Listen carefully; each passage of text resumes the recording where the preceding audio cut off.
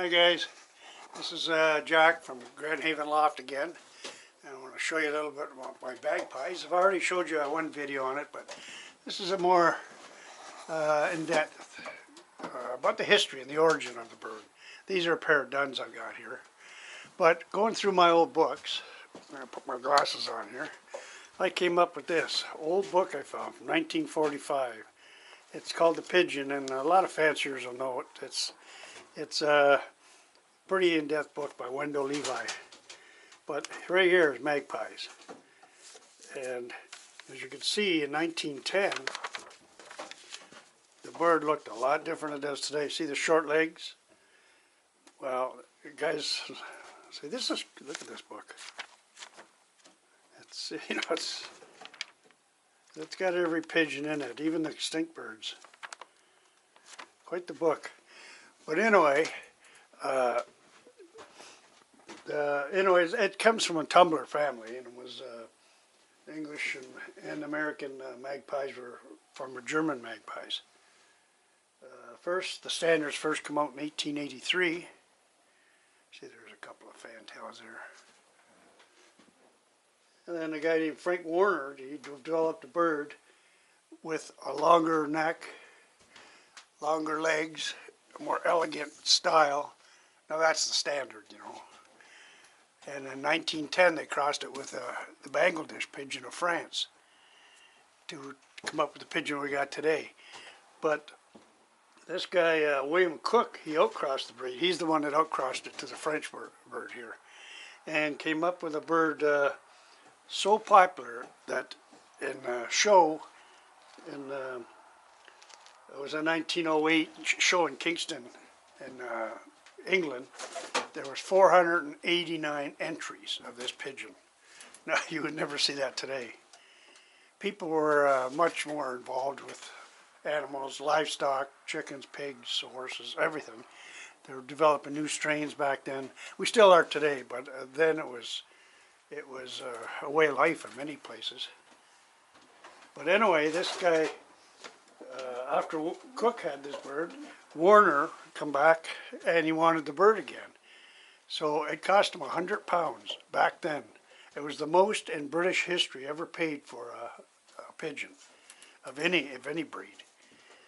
So that was something. And then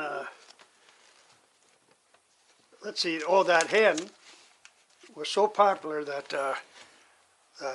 he gave it to another guy bought the bird. I got to look at this up here. I've got some notes here. I just want to make sure I give the right information. But it was Felix, the fellow, bought this bird, and he was called into military service. So what he did was he gave it to his friend, Mr. Richardson, to take care of. Well, the Germans occupied France, and they made it against the law for anybody to have pigeons, because the racing pigeon was used for, the homing pigeon was used for sending messages. So they weren't taking any chances. For punishment for having pigeons was death. You'd be shot by the Nazis. So this Richardson hid that hen, that £100 hen, and put it in his canvas sack and hid it in his wife's bed when the Germans came to search his house. And she was sick, so the Germans didn't search her, didn't bother her. Well, then he also put it in dirty linen at times, and a lot of times he carried it around in his pocket.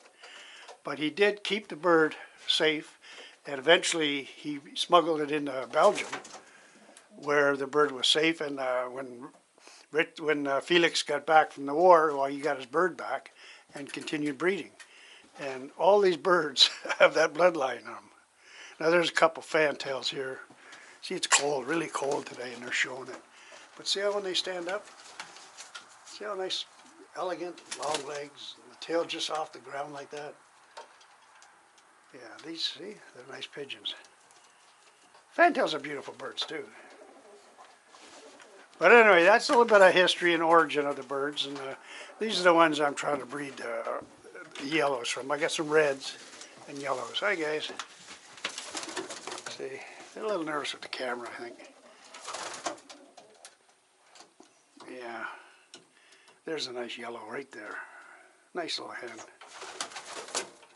Needs work on that eye, but she's nice. They're all nice in my books, but so I just start putting them together, breeding them, and I'll take 2 or 3 rounds, and then I'll separate them, and then I'll get back to you, and we'll see how we do. So in the meantime, take care of your birds, have fun. Hope you enjoyed the video on something about the English Magpie. So we'll see you all later. Thank you. Bye-bye.